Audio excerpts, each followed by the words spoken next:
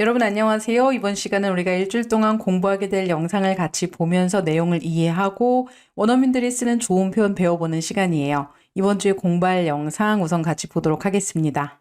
Near daily testing is a way of life for Russell Lowell's family of five.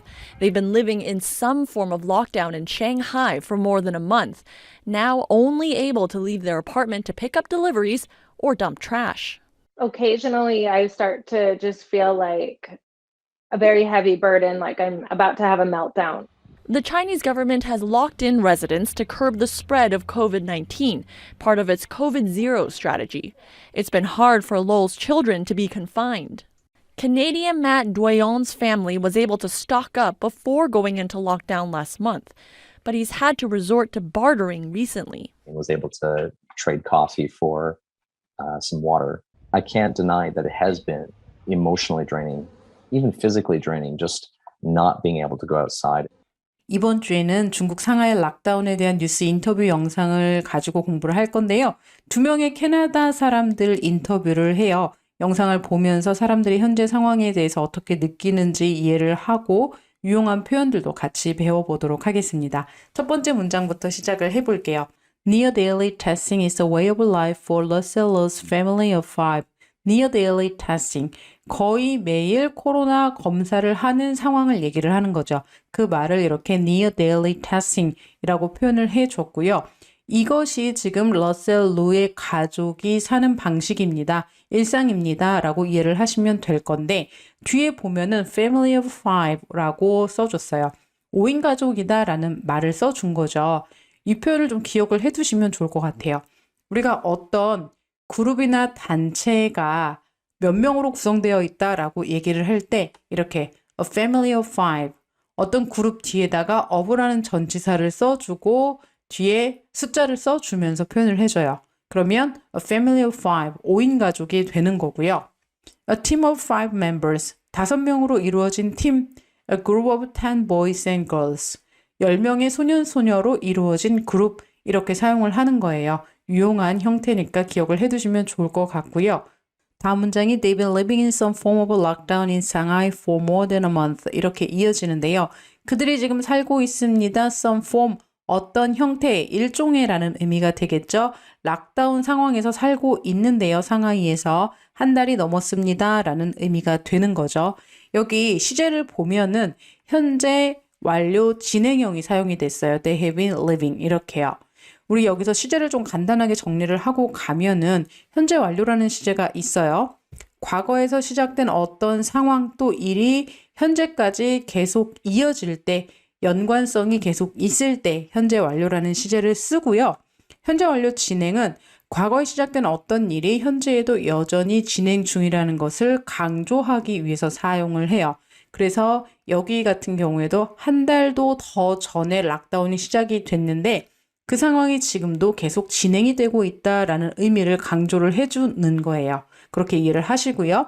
그 다음 문장 넘어가 보면 Now only able to leave their apartment to pick up deliveries or dump trash. 지금은 leave, 떠나다, 벗어나다 라는 말이죠. 아파트 밖으로 벗어날 수가 있어요. 나올 수가 있어요. To pick up deliveries, 배달 온 물건을 픽업하거나 trash, 쓰레기를 버릴 때만 이렇게 이어지고 있는데요. 문장이 어렵지 않고 우리가 잘 알고 있는 표현들이 쓰였는데 pick up, dump 이 표현들을 우리가 일상생활에서 너무나 유용하게 잘 사용을 할 수 있기 때문에 한번 정리를 좀 하고 갈게요. 일단 pick up deliveries, pick up이라는 말은 뭔가를 집어서 들어 올리다 라는 의미가 되죠. 기본적으로. 그래서 여기 배달 온 물건을 이렇게 가져가다 라는 의미로 사용을 할 수가 있고 pick up, take out, food 같은 맥락이죠. 이렇게 쓸 수가 있는 거고요. 사람을 데리러 가다 할 때도 쓸 수 있죠. I'll pick you up. 이건 뭐 우리가 너무 잘 아는 표현이어서 제가 뭐 더 이상 말씀을 안 드려도 될 것 같고 그리고 pickup을 쓸 수 있는 또 하나의 맥락이 있는데 과일이나 꽃을 꺾다 따다 라고 말할 때도 우리가 pickup이라는 동사를 쓸 수가 있어요. 생각을 해보시면은 과일이나 꽃을 꺾다 따다 라고 할 때도 집어서 들어 올리는 게 꺾는 거, 따는 거잖아요. 그러니까 pickup을 쓴다는 거 기억을 해두시고요. 참고로 여기서 한 가지만 더 말씀을 드리면은 여기 pick up deliverys라고 나와 있는데 여기에서 delivery는 우리가 슈퍼마켓이나 음식점에 전화해서 배달 오는 그런 물건이나 음식을 말하는 게 아니고요. 나라에서 나눠주는 배급품을 얘기를 해요.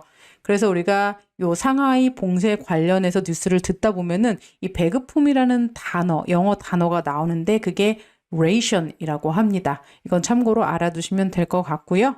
dump를 보면 dump trash 이렇게 쓰죠. dump는 기본적으로 픽업하고 반대라고 생각을 하시면 돼요. 픽업은 뭔가를 집어서 들어 올리다 라는 의미였지만 dump는 뭔가를 내려놓는 거예요. 근데 내려놓을 때 얘가 잘 조심스럽게 이렇게 내려놓는 게 아니라 무심하게 툭 아무렇게나 이렇게 내려놓는 모습을 dump라고 해요. dump trash 어울리죠? 우리가 쓰레기 내려놓을 때 되게 조심스럽게 신중하게 내려놓지 않죠. 그냥 아무렇게나 툭 던져놓고 가잖아요. dump trash. 기본적으로 뭔가를 아주 무심하게 툭 내려놓다, 쏟아버리다 라고 사용을 하는 dump 기억을 해 두시고요. Dump everything into a saucepan, dump everything into a saucepan. I take it, I dump everything out of it into my handbag box. I take it, I dump everything out of it into my handbag box. 그리고 비슷하지만 약간 다른 맥락으로 쓰일 때가 있는데 나한테 필요 없는 거 갖다 버리다 라는 의미로 쓰일 수가 있어요. dump clothes, dump books, dump furniture. 나한테 필요 없는 옷, 책, 가구를 갖다 버리다 라는 의미가 되고요. And some farmers were forced to dump milk. And some farmers were forced to dump milk. 같은 맥락에서 오염물질이나 쓰레기를 마구잡이로 갖다 버리다 라고 말할 때도 dump를 사용을 해요. But they can dump unlimited amounts of carbon pollution into the air. But they can dump unlimited amounts of carbon pollution into the air. 참고로 dump 사람한테도 쓸 수 있죠. I dumped her, I dumped him. 내가 걔 찼어. 내가 차였다라고 하면 I was dumped. 이렇게 쓸 수가 있어요. 참고로 알아두시고요. 다음 문장 이어서 가볼게요. Occasionally I search just feel like a very heavy burden, like I'm about to have a meltdown. 여기 보시면은 우리가 감정을 나타낼 때 쓸 수 있는 유용한 표현이 두 개나 들어있어요. 일단은 I feel like a burden 이라는 표현이 있는데요. 이게 무슨 말이냐면은 내가 짐이 되는 것 같다. 내가 짐인 거예요. 내가. 그래서 I feel like a burden on my family. I feel like a burden to my friend. 이런 식으로다가 사용을 할 수가 있고요. I feel like I'm such a burden to people. I feel like I'm such a burden to people. If I tell them again that I'm not feeling good, I might feel like a burden. If I tell them again that I'm not feeling good, I might feel like a burden. 주어가 사람이 될 수도 있어요. It feels like a burden. 그러면은 이거는 그 상황이, 그것이 부담으로 느껴지다. 그것이 부담이다 라는 말이 되는 거죠. You have more people supporting you, and that can sometimes feel like a burden. You have more people supporting you, and that can sometimes feel like a burden. Then life can begin to feel like a burden. Then life can begin to feel like a burden. 여기에서는 I start to feel like a very heavy burden 이라고 주어가 I로 되어 있지만 여기서는 이 상황을 말하는 걸 거예요. 이 상황이 굉장히 짐이다, 부담이다 라는 말이 되고 뒤에 보면은 meltdown 이라는 말이 나와요. have a meltdown. meltdown은 기본적으로 뭔가 굉장히 위험한 상황을 얘기를 해요. 원자력 발전하고 관련이 있는데요. 원자력 발전을 할 때 핵분열이 일어나면은 굉장히 고온으로 올라가죠. 그 고온을 관리를 해줘야지 되는데 그거를 관리를 못 해주면은 다 녹아버리는 거예요. 그리고 방사능이 유출이 되고 그런 상황을 meltdown이라고 하고요. economic meltdown, social meltdown 이런 말을 써요. 그런데 사람이 meltdown이에요. have a meltdown. 이 사람이 정신적으로 굉장히 많이 무너져 있는 상태 그런 거를 나타내 줄 때 have a meltdown이라고 쓰고 한국말로 얘를 아주 잘 표현해 줄 수 있는 말이 있죠. 멘붕 오다. 영어로 멘붕 오다 라고 말하고 싶으면은 여러분 have a meltdown, I have a meltdown 이렇게 쓰시면 돼요. 그리고 the Chinese government has locked in residents 이렇게 이어지죠. 다음 문장이. 여기 보시면 lock in 이라는 표현이 나오는데요. 우리 럭다운이라고 하면은 봉쇄라고 하는 명사잖아요. 이걸 갖다가 풀어서 쓰면은 lock in이 되는 거예요. 잠그는 거예요. lock 하는 거는. 그런데 in 안에다가 넣고 잠궈요. 뭐를 뒤에 나오는 목적어를. residents 주민들을 안에다 넣고 잠그다, 봉쇄하다 라는 의미가 되는 거죠. 그런 식으로다가 연관을 지어서 상황을 좀 생각하면서 기억을 하시면 좀 기억하기 쉬울 것 같고요. 그리고 뒤에 to curb the spread of COVID-19 이렇게 나오는데 이 curb라는 동사도 우리가 너무 유용하게 쓸 수 있고요. 코로나 상황에서 굉장히 많이 듣게 되는 단어예요. 기본적으로 얘가 to control or limit something that is not wanted. 원하지 않는 것을 관리하거나 통제하는 것, 억제하다, 통제하다라는 의미가 돼요. 여기서 보시면은 curb the spread of COVID-19, 코로나19의 확산을 억제하다라는 의미가 되는 거고요. curb tax evasion, 세금 탈세, 탈세를 통제해서 막는 거죠. 억제하다. curb your spending, 통제해서 막다, 지출을 막다, 억제하다. curb underage drinking, underage drinking, 미성년자 음주, 미성년자 음주를 통제하고 관리해서 억제하다, 이런 의미가 되는 거예요. 뭔가를 일어나지 않게 억제하다, 통제하다, 관리하다라는 의미의 curb 알아두시면 유용하게 쓸 수 있고요. 뒤에 part of its COVID zero strategy 이렇게 이어져 있는데 중국 당국의 코비드 제로 전략의 일환으로서 주민들을 다 봉쇄시켰다, 락다운 해놓고 못 나오게 한다, 이런 의미가 되는 거지요. 다음 문장 넘어가 볼게요. It's been hard for those children to be confined. confine, 제한하다라는 뜻인데요. 여기서는 lock in하고 같은 의미예요. 루의 아이들에게 제한되는 것, 다시 말해서 갇혀 있는 것은 굉장히 힘들었습니다.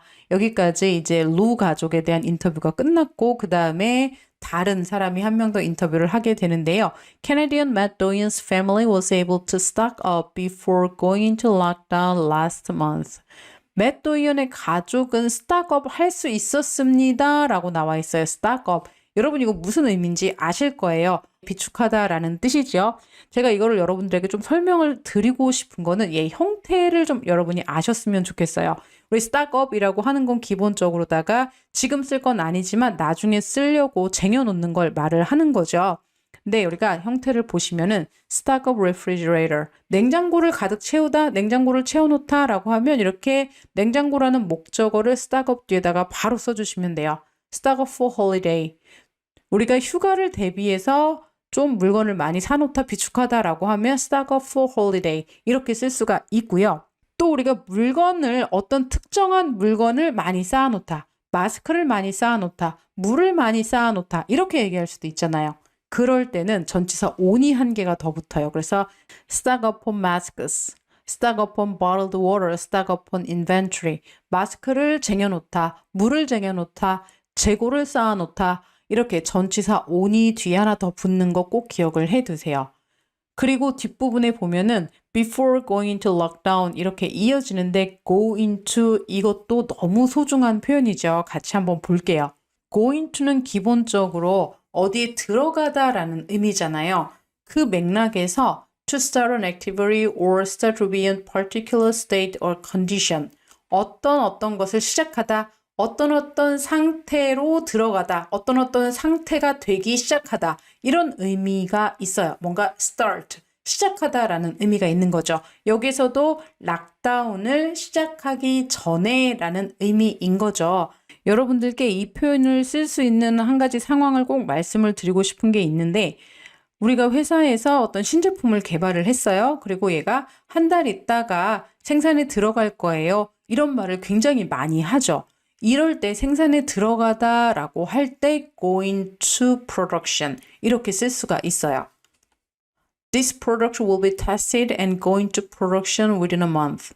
이 제품은 테스트를 할 거고 한 달 내에 생산을 시작할 겁니다. 생산에 들어갈 겁니다. 이렇게 말을 할 수가 있는데 이 문장 자체를 좀 기억을 해두시면 용하게 쓸 수가 있을 것 같고요. These treatments go into mass production. These treatments go into mass production. 참고로 going to가 쓰이는 한 가지 상황을 좀 더 알려드리면은 우리 아기 낳을 때 분만을 시작하다 이렇게 얘기하잖아요. 그럴 때 분만을 시작하다 영어로 뭐라고 할까요? 이때 going to를 쓸 수가 있는데 going to labor라고 얘기를 해요. 분만, labor라고 하고요. 분만을 시작하다 going to labor. She went into labor 2 hours ago. 2시간 전에 분만을 시작했습니다. 이런 의미가 되는 거죠. 참고로 알아두세요. I was able to trade coffee for some water. 여기에서 trade coffee for water 이 표현을 좀 알아두셨으면 좋겠는데요. 교환하다라는 말이죠. 앞에서 물물 교환하다라고 했는데 그걸 좀 구체적으로 설명을 해주고 있는 거예요. trade A for B, A와 B를 바꾸다라는 말이고요. A를 주고 B를 내가 갖는 거죠. 여러분 당근 마켓 요즘 많이들 하시잖아요. 당근 마켓 보면은 판매 거래도 있지만 물물 교환 거래도 심심치 않게 올라와요. 그럴 때 우리가 내가 A 줄 테니까 나한테 B 주세요. 이런 식으로 거래를 올리잖아요. Trade wet wipes for coffee. wet wipe, 물티슈예요. wet tissue라고 얘기를 할 수도 있고요. 물티슈 줄 테니까 나한테 커피 주세요 라는 말이 되는 거고 Trade an old cooking pan for milk.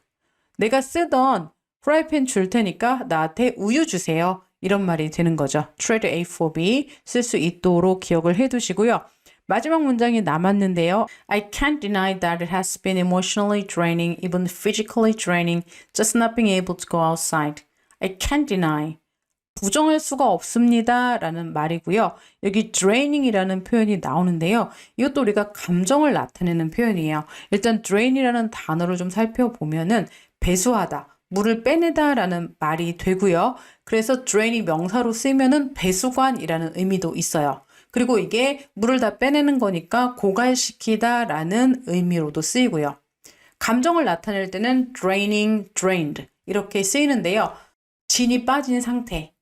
이걸 나타낼 때 우리가 draining, drained라고 쓰고 우리 감정 나타내는 형용사를 ing 형태로 쓰는 거, pp 형태로 쓰는 거 굉장히 일반적인 경우죠. exciting, excited, boring, bored.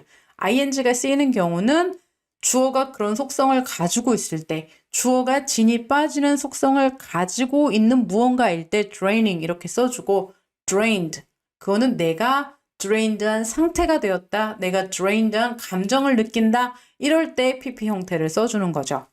I'm so drained. I'm mentally drained. 내가 지금 다 진이 빠져 있습니다. 라는 의미인 거고요. So when I feel drained and when I feel tired, so when I feel drained and when I feel tired, You feel drained just by being around them. You feel drained just by being around them. It's been a draining week. 이번 주는 나를 너무 지치게 하는 속성을 가진 힘든 하루였어요. 이런 의미가 되는 거고 He's a draining person. 여기 관사 어가 붙어야 되는데 빠졌네요. He's a draining person. 그 사람이 나를 지치게 하는 속성을 가진 아주 피곤한 사람이에요. 라는 의미가 되는 거죠. 이거는. It's a draining relationship. It's a draining friendship. 우리가 이렇게 쓰는데 연인 관계나 친구 관계가 나한테 좋은 피드백을 주는 게 아니라 같이 있으면 너무 지치고 피곤해요. 그런 관계가 있잖아요. 그럴 때 a draining relationship, a draining friendship 이렇게 얘기를 할 수가 있어요. It was also emotionally draining. It was also emotionally draining. All of that has been draining hugely. All of that has been draining hugely. 마지막 문장의 의미는 밖에 나가지 못하는 이 상황이 감정적으로도 육체적으로도 굉장히 지치는 일이었다는 걸 부정할 수가 없습니다. 이런 의미가 되겠죠. 자, 여기까지 우리 내용 정리해봤는데요. 이해하는 것이 그렇게 어렵지는 않았을 것 같아요. 그래도 여러분들이 좀 헷갈렸던 부분들 있으면은 꼭 확인을 해보시고요. 표현도 좋은 거 굉장히 많이 나왔어요. 특히 코로나 봉쇄 관련해서 쓸 수 있는 유용한 표현들 lockdown, lock-in, curb, confine, stock up 이런 표현들 알아두시고요. 또 감정을 나타내는 표현들 feel like a burden, have a meltdown, emotionally draining, physically draining 이런 표현들 꼭 기억을 해두시면 좋을 것 같아요.